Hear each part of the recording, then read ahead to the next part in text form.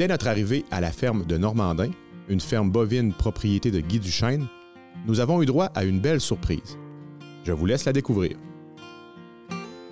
De plus, accompagné de sa fille Patricia, Guy nous explique un volet très spécifique de la reproduction de ces animaux. On avait juste une patte, fait que s'il y avait deux pattes, là, on serait moins inquiète. Fait qu'on va rentrer ça.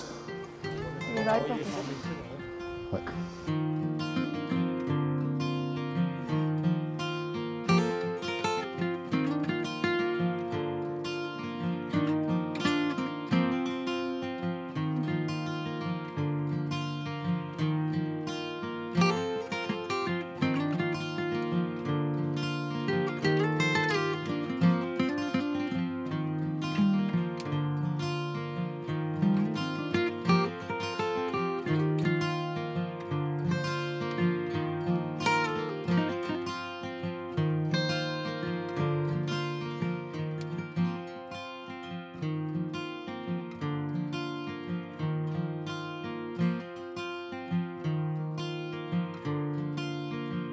Es-tu ici, ta vélo? Je pense pas.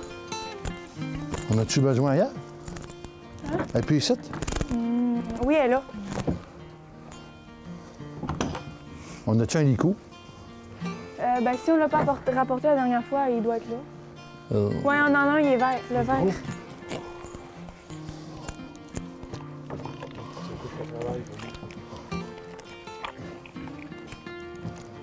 Ben, à 7 heures, elle ne travaillait pas le matin, là. À moins qu'elle m'aille jouer un tour. C'est tellement vite une tard.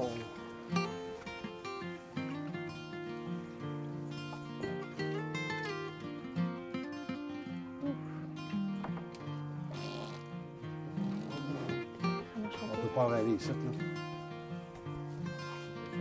Tiens.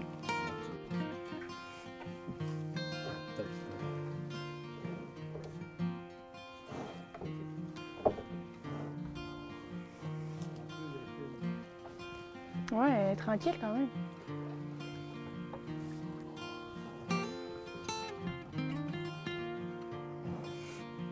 Es-tu ici, qui avait ça? Je pense qu'il est là en bas. Ouais, il est pas là. Ouais, on va venir l'attacher. Pas par nous à Valleuse, Patricia, là. Ouais, je vais rechercher.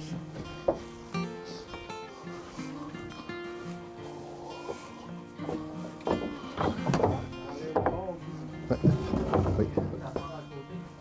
Oui, à côté ici. Tu peux fermer la barrière, par exemple?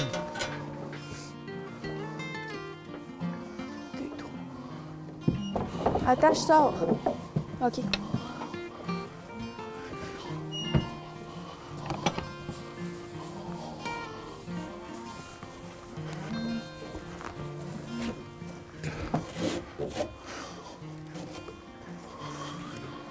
Oh, c'est froid, ça.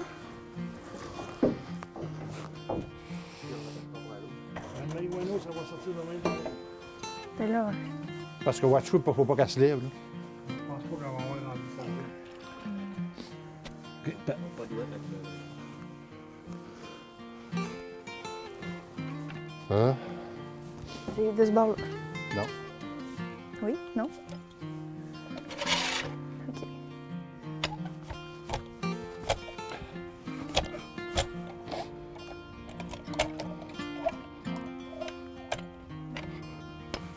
Ben voyons.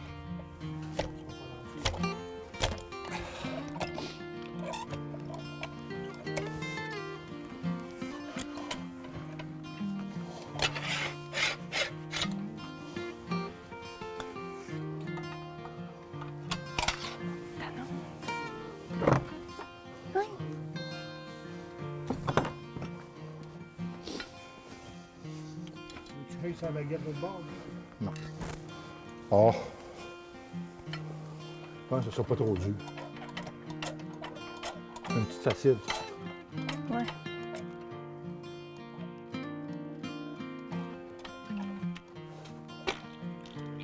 Alors, Pat, viens tenir le bâton. Viens tenir le... Je vais dilater ça un peu, là. OK. Tiens, regarde.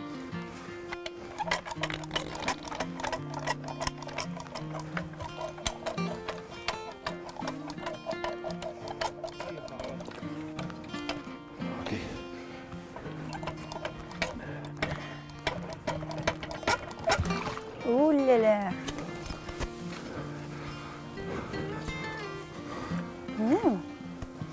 Ah, c'est gros pareil. Ouais, hein? Ouais, une tare. Ah, il est moins gros que le de la dernière Ça fois. nous par la- exemple.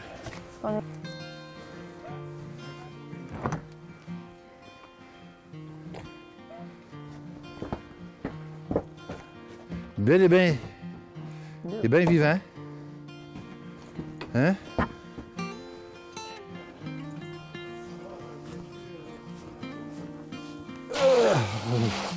Non, je pense que ça vient du taureau. Parce que les inséminations, c'était dû pour le 27-28 mars. Puis on est rendu fin avril. Fait que là, c'est le taureau. Oui, il faut y enlever du coup.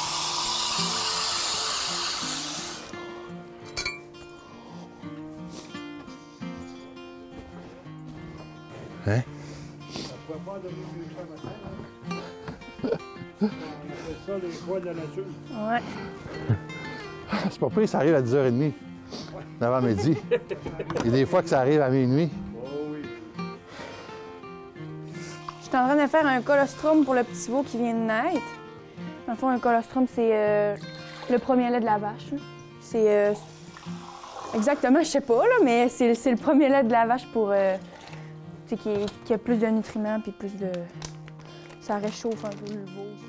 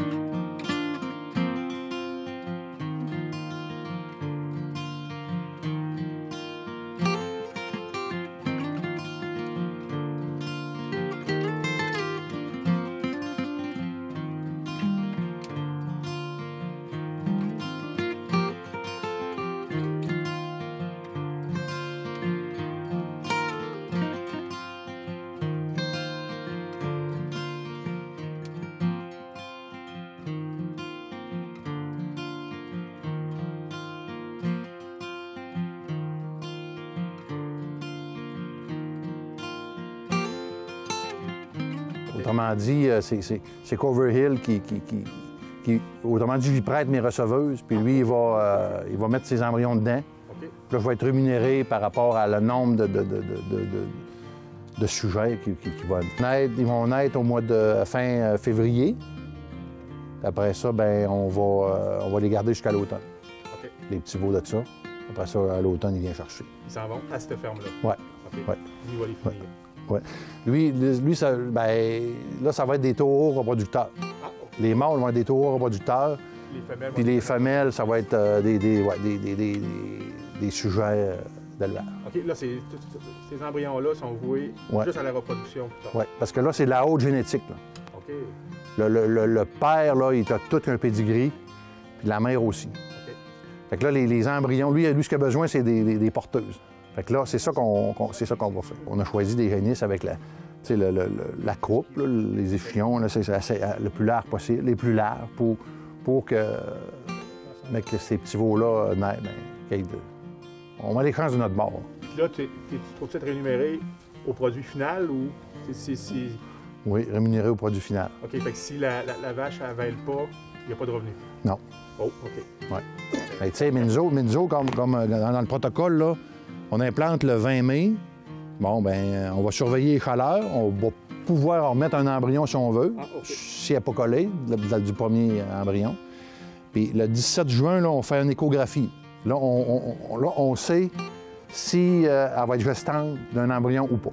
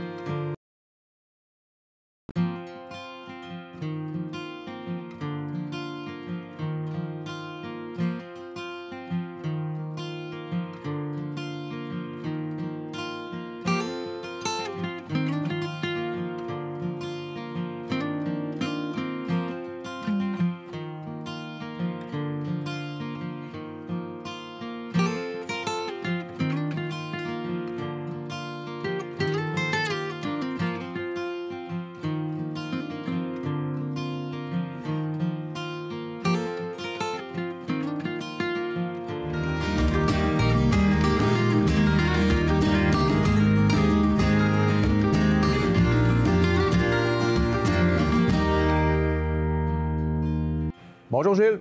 Bonjour François. Aujourd'hui, on va sur un sujet là, quand même très sérieux, mais quand même aussi très important. On va parler de la détresse psychologique qu'on entend parler de plus en plus, mais encore là, vous allez sûrement me dire qu'il n'est pas nouvelle dans...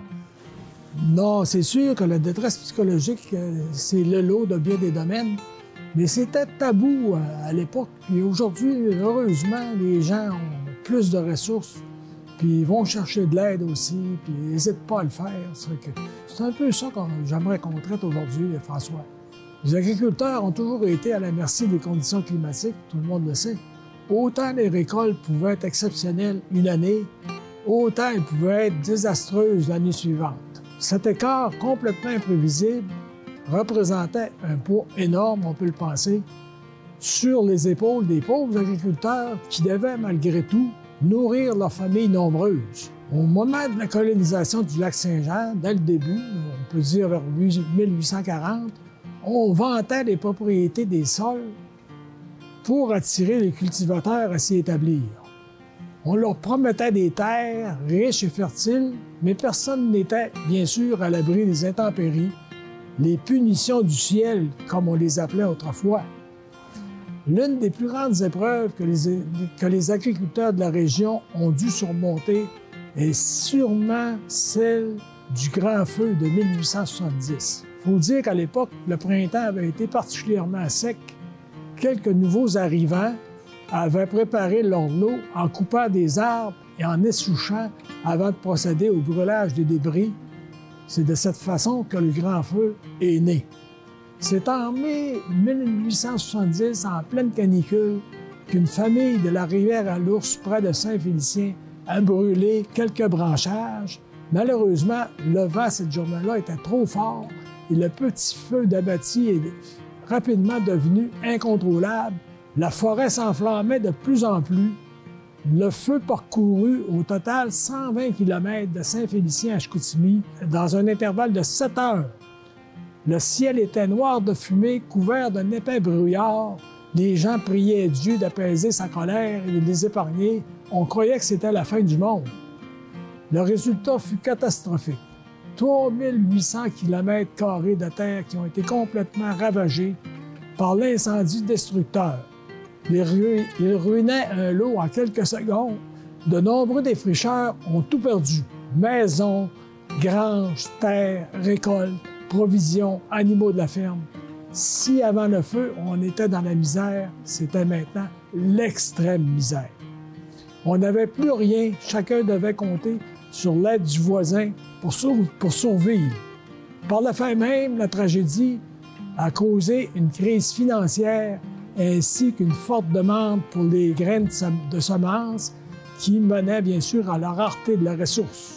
En François, l'abondante forêt de la région, en partie décimée, laissait des moulins assis en faillite et des colons déjà fortement endettés avant le feu devaient maintenant rebâtir leurs maisons.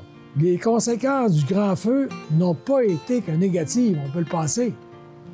On sait l'effet du feu sur les récoltes.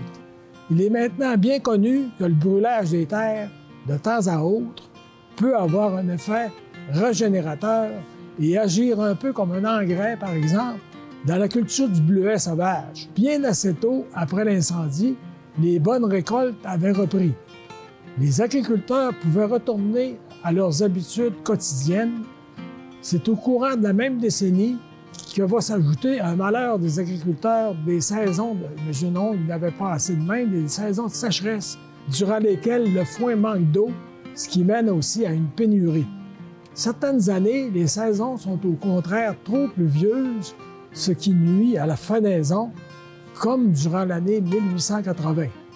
Sinon, des gelées hâtives font parfois aussi perdre des récoltes de façon subite à la fin de l'été. Un malheur n'attend pas l'autre.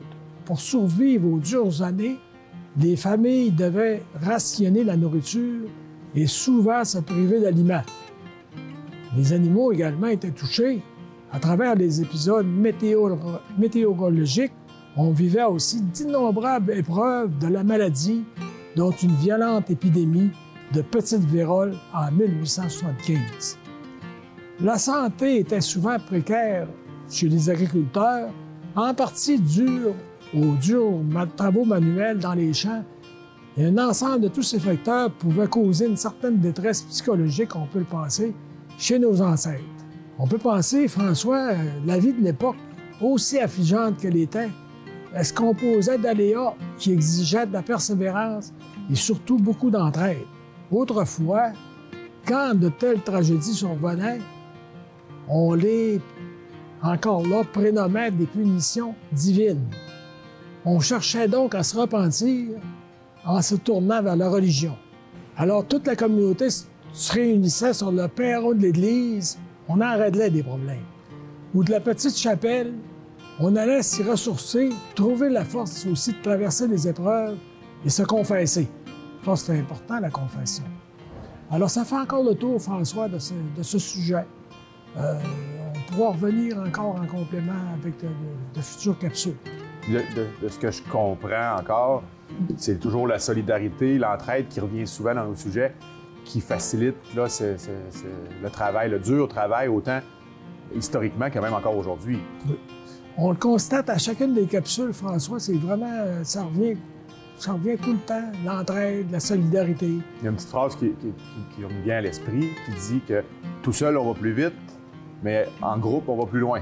Ah, bien, c'est bien dit, ça. Ça résume à peu près tout. Oui. Bien, je vous remercie encore, puis je vais vous dire à bientôt. Je suis déjà hâte. En bordure de la rivière Mistassini, dans le secteur Sainte-Marguerite de Dolbeau-Mistassini, on découvre la culture de la canneberge avec Roger Perron de l'entreprise Canneberge RN Perron. Culture particulière, originaire d'Amérique du Nord, la générosité de M. Perron nous en fait apprendre davantage sur la culture de l'Atoka. Roger, depuis tantôt que je regarde partout, puis je vois plein d'équipements et d'infrastructures qui nous semblent pas trop connus. Je regarde Qu'est-ce que c'est là-bas? Ça, c'est la pompe qu'on sert pour pomper les fruits. Les fruits sont pompés dans l'eau. Les fruits sont cueillis dans l'eau. Mettons, pour cueillir les fruits, on rentre un 6 pouces d'eau dans le champ. À grandeur. On détache les fruits avec, nous autres, on appelle ça un gate arrow. C'est comme des broches qui détachent le fruit. Un genre de râteau. Ouais, un râteau qui frotte à terre, puis quand le fruit arrive au bout, plouc, il décroche. Et, on ne pile pas dessus avec le tracteur parce que dans l'eau, il flotte, il se tasse. On en remonte un pied d'eau. Au-dessus on met un pied et demi d'eau, en fin de compte. On prend la pompe à fruits là-bas, on met ça dans l'eau. La pompe est faite exprès pour les fruits. On pompe les fruits sans les briser. On les clean en haut.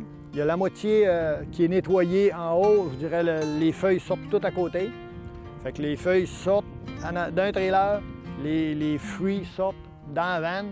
La vanne part, quand elle est pleine, elle s'en va à Plessisville, elle s'en va se faire un dernier nettoyage pour enlever les pourris, puis ça va au congélateur. Ça, cette pompe-là, elle va circuler dans le champ? Non, on la circule dans le chemin? On la parque où est-ce qu'on est ici. OK. On a un bras télescopique pour aller dans chaque champ, pour récolter chaque champ. Puis là, vous emmenez les fruits, je pense. Les fruits sont emmenés grâce oui, avec des rafles qu'on amène comme un petit peu que les billots dans le temps. Là. Ça, on va l'avoir, la récolte, mais que ce soit le temps. Quand ça va être le temps, on va récolter vers le 10 à 15 octobre. Puis on va être là. Si vous voulez venir, c'est bien sûr que ça va me faire plaisir de vous montrer ça.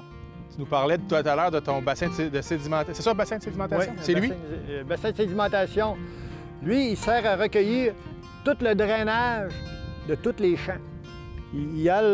Tous les champs se ramassent dans le canal central, viennent, puis ça revient ici. Mettons qu'on a une nuit de gel, il faut arroser beaucoup. Une nuit de gel, il faut arroser toute la nuit. OK. Fait que ça prend une capacité d'eau pour toute la nuit. Fait qu'on arrose toute la nuit. Le lendemain, bien, en même temps qu'on arrose, c'est pas terrible. Là, ça se draine, puis ça s'en revient au lac. Fait que nuit après nuit, l'eau, elle revient. Ça fait une recirculation de l'eau. Il y a assez d'eau dans ce bassin-là pour arroser toute une nuit, tous les champs? Oui, OK. Tous les champs, toute une nuit. On parlait tantôt d'arrosage au gel ou quand il fait trop chaud. Oui. C'est la même affaire, c'est le même principe, c'est la même pompe qui va pomper. Oui, c'est la même pompe qui fait tout. Sauf que si on est en manque d'eau, ce lac-là, de sécheresse extrême, là, je peux prendre de l'eau de la rivière, j'ai une autorisation de la rivière pour arroser les plantes ou remplir mon lac. Tu as une pompe à la rivière aussi? Puis on va à la rivière. C'est des pompes qui... celle-ci, elle fait 3600 gallons minute. Puis elle, au lac, elle a fait 5000 gallons minute. À la rivière. Ouais, c'est des grosses pompes, on n'a pas le choix. Il faut tenir ça à 50 livres de pression pour que les gicleurs fassent le job comme il faut. OK. Fait que pour protéger pour le gel, surtout. OK. On a tout le temps de sûreté, en fin de compte. Là. OK. Ça en prend une sécurité, sinon...